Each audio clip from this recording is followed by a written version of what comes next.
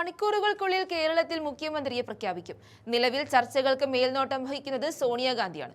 ഇനിയും വലിച്ചു നീട്ടുവാൻ സാധിക്കില്ലെന്ന് പറഞ്ഞ സോണിയാഗാന്ധി ചർച്ചകൾ വേഗത്തിലാക്കി കഴിഞ്ഞു. ഇതിനിടയിൽ പാണക്കാട്ടേക്ക് ഒരു ഫോൺ കോൾ എത്തി. അത് സോണിയാഗാന്ധിയുടേതായിരുന്നു.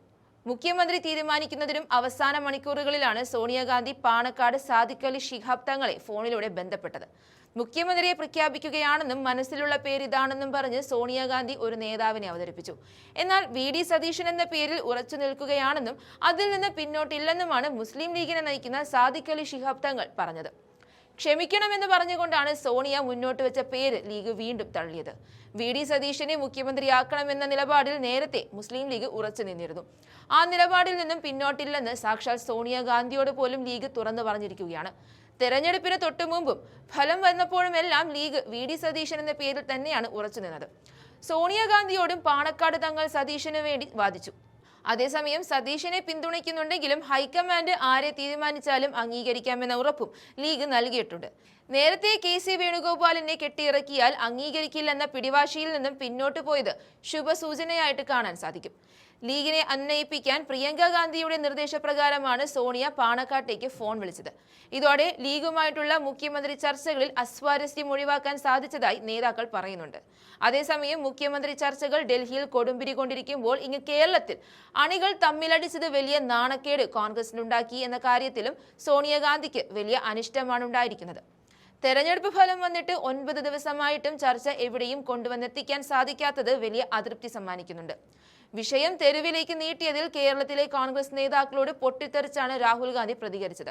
സോണിയാഗാന്ധിയും വിഷയം വഷളാക്കിയതിൽ കോൺഗ്രസ് നേതാക്കളെ വിളിച്ച് എതിർപ്പ് പരസ്യമാക്കുകയും ചെയ്തു. പ്രവർത്തകരെ ചേരി തിരിച്ച് തെരുവിലേക്ക് ഇറക്കിയത് ആരെന്ന് കണ്ടെത്താനുള്ള അന്വേഷണങ്ങൾ ദേശീയ നേതൃത്വം ആരംഭിച്ചിട്ടുണ്ട്. പാർട്ടിയുടെയും മുന്നണിയുടെയും വിജയത്തിന്റെ ശോഭ കെടുത്തിയെന്നാണ് നേതൃത്വത്തിന്റെ വിലയിരുത്തലിൽ ചൂണ്ടിക്കാണിക്കുന്നത്. വി.ഡി. സതീശന് വേണ്ടിയും കെ.സി. വേണുഗോപാലിന് വേണ്ടിയുമാണ് പ്രവർത്തകർ തെരുവിൽ ഫ്ലെക്സ് യുദ്ധം ആരംഭിച്ചത്.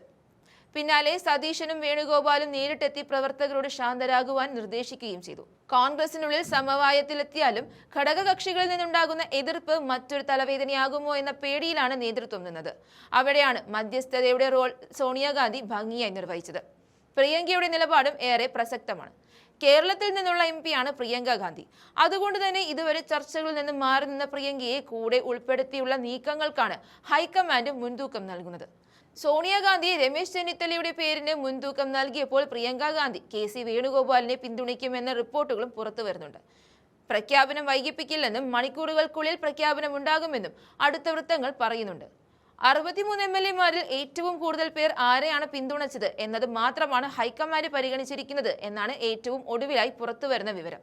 അത് പരിഗണിക്കുമ്പോൾ കെ.സി. വേണുഗോപാലിനാണ് ഏറ്റവും കൂടുതൽ സാധ്യത കൽപ്പിക്കുന്നത്. എന്നാൽ തെരഞ്ഞെടുപ്പിന് മുമ്പുണ്ടാക്കിയ ഡീലിനെ തുടർന്ന് സതീശനെ ഈ അവസാന മണിക്കൂറിലും ലീഗ് തള്ളിപ്പറയുന്നില്ല. സതീശനെ ലീഗ് പിന്തുണയ്ക്കാൻ തീരുമാനിച്ചതിന്റെ കാര്യകാരണങ്ങൾ സഹിതം സാദിഖ് അലി സോണിയാഗാന്ധിയെ ധരിപ്പിച്ചു.